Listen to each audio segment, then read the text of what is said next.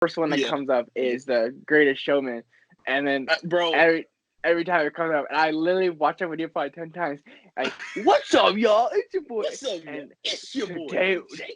Today we got another video.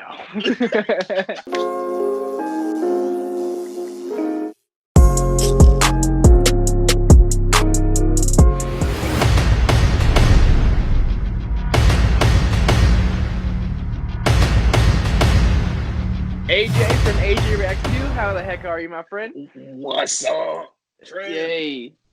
Heck yeah, bro. All right, Lord of the Rings, Hobbit, Middle-earth Showdown, bro. Are you ready? Let's go. I'm ready. All right. So last place for me is going to be the Hobbit Battle of the Five Armies. All right. How about you? Same.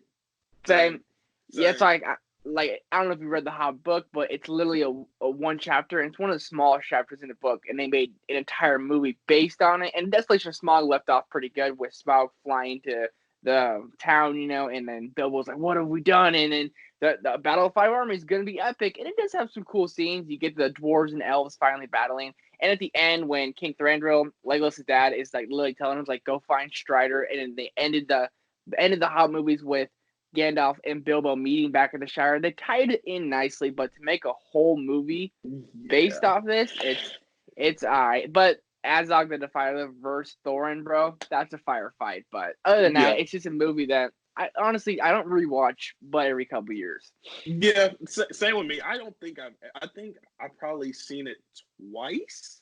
And it was some parts were epic, like you said, but like overall, especially compared to the rest of the franchises, like, it's one of the lesser of the films. Lesser tier for sure. Tier for sure. Yep. For sure. Heck yeah. Yep. At number 5 is going to be The Hobbit: An Unexpected Journey. Okay. Ooh. Okay. And yours? Reasoning. I need a little bit of reasoning. I'm not gonna lie, dude. To me, this is a huge snooze fest. I mean, it is just absolutely boring. Don't get me wrong, there is good parts, there is good things about it.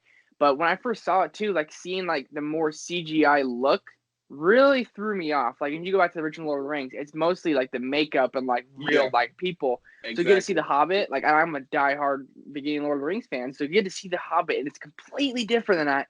Same director, same Peter Jackson, but it looks all CGI. Threw me off, and it, to me, man, just isn't as interesting as I really wanted it to be. Yeah, I think when we started that, when we watched Unexpected Journey, we were really expecting a lot of the same things from Lord of the Rings, and we just kind of got let down with those. I can totally see where you're coming from with that. Yeah. So I would say mine would be Two Towers. It was it was an epic film. Let me start by saying this: all the films are good. I'm not gonna say that any of them were bad, but I would say Two Towers because it might be a little bit of a personal thing, because with the first Lord of the Rings, we got like this fellowship and this bond, and I really enjoyed that. And then when we go into Two Towers, they kind of separate, and they separate at the end of Fellowship, but and then we get into Two Towers, and they're like all separate, and I feel like I enjoyed the like togetherness, that bond. I would like to see them together. Like, I think The Hobbit did that, like where they were all together pretty much the whole journey. Yeah. And I like that about The Hobbit. Them splitting off, it was cool, but it was just like, because I understand they wanted to expand the world, so I get that. Yeah. But mine is Two Towers. Yep. Everyone, feel free to hit the dislike button just for that alone. Thumbs down this video, please. No, I'm not saying it's bad, though. I'm just giving you a hard time. Hey, I respect you, but you are humbly wrong. I just want to say that. Okay. Next up for me is The Hobbit: Desolation of Smaug. And you? It's Desolation of Smaug. Desolation of Smaug. It's good. Don't get me wrong. It's a solid movie, and how they end, and then I forget the town. It's called Dale, the little town of Dale. That's what it's called. and Smaug leaves, and Bilbo's like, what have we done? But, like, when they left me on a cliffhanger, I honestly wish we had 30 minutes more and we had Battle of the Five Armies right there. I wish we didn't get the whole new movie. I wish there was 30 minutes extra and we got it, But when Bilbo and, like, Smaug, and it's almost like, it's like this, like, mental game they're playing, and like, the whole, the treasure, like, the treasure place or whatever it's called, and, like, Smaug and Bilbo, it's a crazy cool thing, and whoever voices Smaug, I don't know who it is. Benedict Cumberbatch.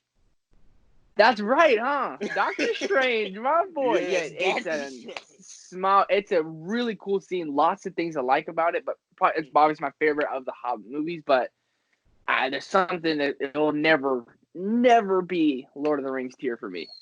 Yeah, I agree. Yeah. It like you said with the CGI and Smaug. The Smaug scene, I get what you're saying about like mind games and things like that, but I thought that scene of them, going back and forth was a little too long. I thought 100%. They could have cut, some of that, and So that's how I felt about Desolation of Smaug. Great movie. I will watch it again. I love it. I love Hobbit, all the Hobbit movies. I can't say enough how much I love these movies. But it's one of the lesser for me. Oh, for sure. All right, number 3, The Two Towers. Okay. Yep. Number 3 for me is Return of the King. And I know that's your number one. Return of the King is great though. Like, don't get me wrong.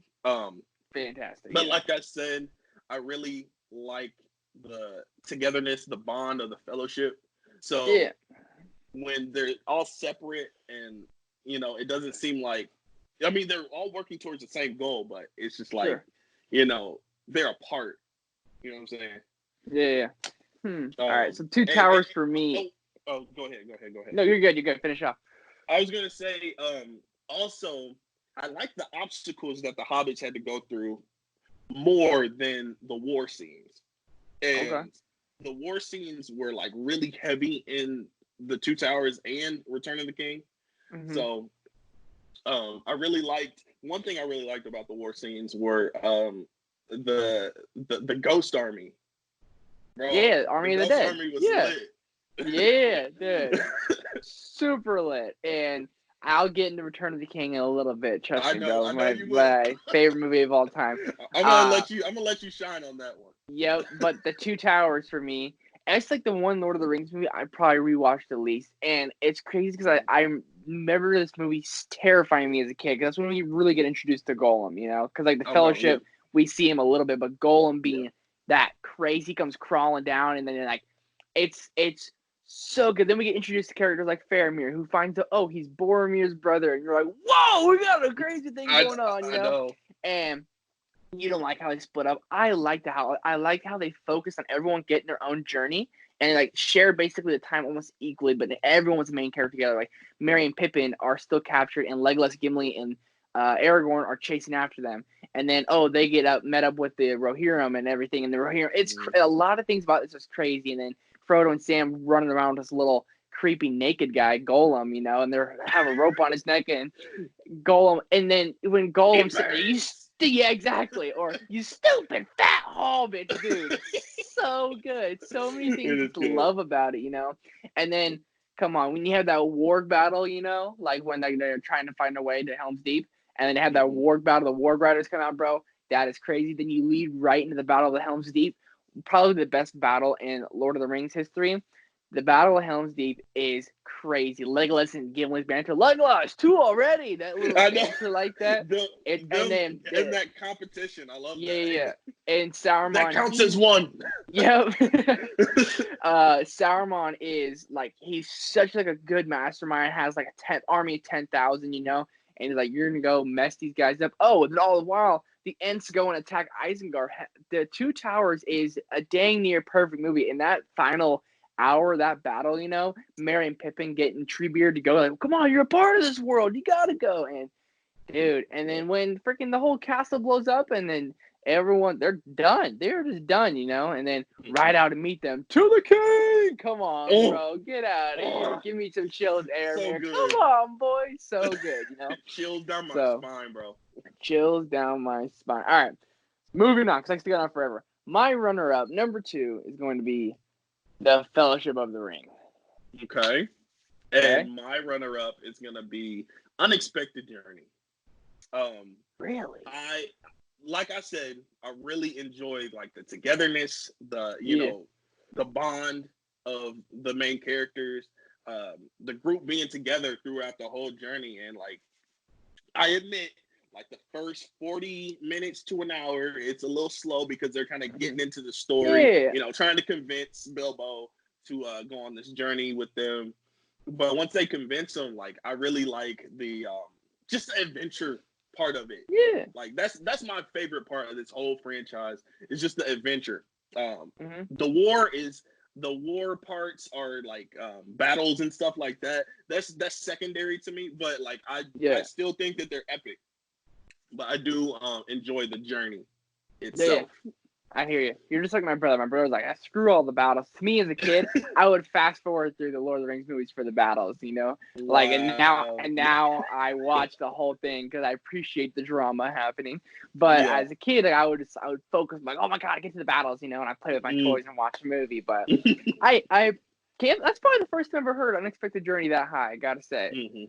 Over the Lord of the Rings. You know, I'm the king of the unpopular opinions, bro. Yep, you the University of the UOs, man. But for me, it would be the Fellowship of the Ring, and this one, honestly, for a long time, it's switched with Return of the King because, like, there's so much to love about this, you know, and I don't even know where to start, but like getting the Fellowship together, and like just like when we're trying to get to the Prancing Pony to meet up with Gandalf, and it's just Sam, Frodo, Merry, and Pippin, and the Nazgul are chasing after them, you know, like. There's so much cool things. And then, you meet up with the most beautiful elf ever, Arwen. She comes from Frodo's poison. And that scene alone with Aragorn fighting the Nazgul, I mean, that is legendary, you know? That he throws the fire right in his face, bro. Like, you really get like Strider. Dope. And Strider, that's the coolest name in the world. Strider, you're like, oh. Ooh! Chills, yeah. Kid, no kid. Like, okay. Yeah, yeah. And it's like, and then the Legolas, you get the dwarf and the elf drama that didn't really get explained in The Hobbit, really. You know, kind of like, hey, it's the same thing. I wish it got explained a little more, but I do. They always hate each other. I never knew why they hate each other, but then like Legolas and Gimli hate each other, and then they go on this 10-man or 8-man team of the Fellowship, whatever it is. 12. I don't know how many people it is, but they all go, and dude, it is just. It's so good. It's so good. And then when Lurtz comes, and I don't know if you knew that, but that's the guy who kills Boromir. That's his name, Lurtz. And I've played a lot of Lord of the Rings games, bro. I read all the books. So Lurtz is the one who kills Boromir, and that scene, Boromir has 3 arrows in him, and he's still fighting. Come on, man. I mean, just got the pouring the heart and soul out there. When I first watched the films, I hated Boromir. I was this dude is trash. This dude is trash. Why did they bring him? He was talking crazy back in Rivendell. So I was like, why did they even bring him? But while rewatching it this past week, this man, he was susceptible to the ring, probably the most. But he was good at heart. Like, and he died nobly. Yeah. So. Yeah, like the minds of men are easily corrupted. That Galadriel speech in the beginning, you know. I mean, she was speaking truth. I hated Boromir too, bro. Absolutely hated him, you know. And then like that last fight scene, you know, like when Frodo's running away from him, whatever. And Aragorn's like, I swore to protect you. He's like, can you protect me from yourself? And you're just like. Dang, boy, you know, like Frodo, you guys. And this is what gets me almost every time. I watch this scene on YouTube all the time. It's when Frodo's leaving, and Sam is coming out, and Frodo's like in the lake on a boat, and Sam can't even swim. That's how everyone needs a Samwise Gamgee, bro. Come on, bro. Don't get me started on Sam. Favorite character, Lord of the Rings history. I want to get a shirt with his face on it. You know, just like I'm a Sammer for life, because like he comes out, he's like. And Frodo's like, I'm going to Mordor alone. And Sam's like, of course you are. And I'm coming with you. I'm like, that scene is like, so powerful drowning, like, of this fat hobbit willing to kill himself to help out his best friend, you know, like, and then and technically his boss, because Sam's his gardener, you know. Yeah, so and like I'm saying, this dude is the most loyal gardener that you'll ever meet. Ever mind, you know. So, bro, he carried him up the mountain. Dude, trust me, I'm about to get into it. So, Fellowship of the Ring, I stick on it for a minute. It's amazing. Like, it's my brother's favorite Lord of the Rings, and like the beginning at the Shire too. You know, like when Gandalf comes, and you say you introduce to Gandalf and Frodo right away. That's just it's so much about the cinematography and the way they made the film. I want to go to New Zealand where they film this, so I can you can stay in one of the Hobbit houses. You can rent them out. I would love to do that one day. It sounds so cool. And frolic in the grass. Yeah, no kidding. When you go in there. So, and I don't know. It's freaking awesome. So stick on it a little too long. But my number one is The Hobbit: Unexpected Journey. No, I'm kidding. The Return of the King. Right. Yeah, the Lord of the Rings: Return of the King, the greatest movie of all freaking time. Yeah, it's good. Yeah, and mine would be The Fellowship of the Ring. So kind of flipped between 1 and 2 with us. Yeah, for sure. You really covered a lot of unexpected Fellowship. Yeah. It's okay. My fault for that. It's cool. No, it's cool. Just what I loved about it, which I said pretty much the whole time, is just like the fellowship, you know. Yeah. That's what got me into the whole series, you know. These unexpected, you know, beings, hobbits and dwarves and elves, you know, working together, men working together for this, you know, to defeat this evil, man. It's deep, and there's so many layers to this franchise, man. Like, you know, love, loss, just everything, man. So many emotions going on. So many emotions, dude. This is a great franchise. Yeah. All right. Return of the King. I just want to talk about this. This scene still creeps me out when I watch the first 10 minutes of Return of the King, when we get to see Gollum be regular Andy Serkis and his best friend, and he chokes out his best friend over a ring he didn't even know about. He fell in love immediately as soon as he seen it. Yeah, he was like, "It's my precious," and you're like, "What? What bro? Is going on?" And it showed I know, and in the Two Towers, they try to make Gollum, who's Smeagol, look like the good guy. You know, they made him seem like, oh, he's actually friendly, and we're gonna like him. And then it's his alter ego Gollum, and him are coming back and forth. But they tries to get you to like the Smeagol character. Then it shows he killed his own best friend with his bare hands. I'm like, God, this is dark. Yeah, and he gets the ring, and he gets that extremely long life. He's 500 something years old, whatever. And then turns to this little creature, and you're just like, well, we really know that Gollum is not who he says he is. He is Gollum is Gollum. Yeah, and to go from there to all the battle scenes are fantastic. You know, the Minas Tirith battle, and then the Rohirrim come and Theoden gives them out. You know. Yeah, they're yelling, waving his swords. That's so cool. And then at the very end, when they get to the Black Gate, the Battle of the Black Gate, and there's 500 Gondor knights and Rohirrim, everyone, and there's a million orcs, and then Aragorn, he gives that speech, you know, but it is not this day. And then you ever noticed the horse just disappears magically that he rides. I don't know if you ever noticed that. That's one insecurity in the. You'll notice now, because he's on a horse, he's rearing, men of the West, and then the horse is gone. He's standing there. Next scene, it shows all the orcs, then it shows Aragorn. Yeah, insecurity in the film. Yeah. I've seen it 30 times, so that's how I noticed. But when they're done, the eye is fixed on them. They look like they're just gonna die, and Aragorn turns around and goes, "For Frodo," and just. Viggo Mortensen goes running, brother. That don't give you chills. Bro, I don't know what will. Yes. It's literally, to me, the perfect ending and the perfect movie. And then all the hobbits get back together, you know. Sam's like, I can't carry it for you, but I can carry you. And then he takes him up there. Frodo gets his finger bit off. That's why Frodo's such a frustrating character, but you understand the weight that he's carrying, you know. He's a frustrating character to me, but that ring frustrating. I know. He's not gonna throw the ring away now. You did this whole journey, but that's how powerful the ring is, and that's what Peter Jackson portrayed so greatly.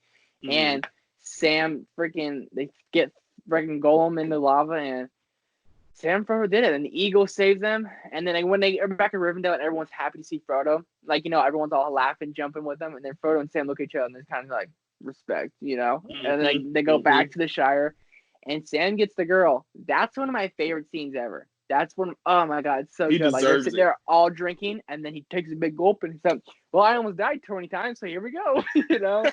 And then, like I said too, at Minas Tirith, Aragorn and Arwen finally get married, and he's like, "My friends, you bow to no one." That to me is perfection, man. It's absolutely 100% perfection, and therefore it comes in at number 1. Yep. All right. To say. Yep. Any last thoughts on this amazing franchise? Bro, I was gonna say, closing thoughts. Sure. The true MVP of the Hobbits, Sam and Pippin. Pippin is very underrated to me. Like, I love Pippin. Okay, like, I didn't even realize this until I rewatched it last week. Pippin is Gandalf's favorite Hobbit. For sure. Peregrine Took. Yeah. Yeah, exactly. And he's so mean to him, but he loves him at the same time. And you would think that it would be Frodo because he, entrusted Frodo with the ring to, take to Mordor. But bro, Pippin really gets to shine, and I think he's probably the Hobbit with the most character development throughout the series. Yeah, in the beginning, he's like the funny hobby, kind of silly, dumb, funny hobby, Yeah, and goofy, and gets into mischief and all that. Yeah. But he at towards the end, it's epic. He's epic. Yeah. That's pretty much gonna do it for our Lord of the Rings talk. So AJ, my brother, thank you so much for joining me, dude. It was always Lord of the Rings. Anytime, just give me a call. You know what to do. We'll geek out about it, bro. Yes, sir.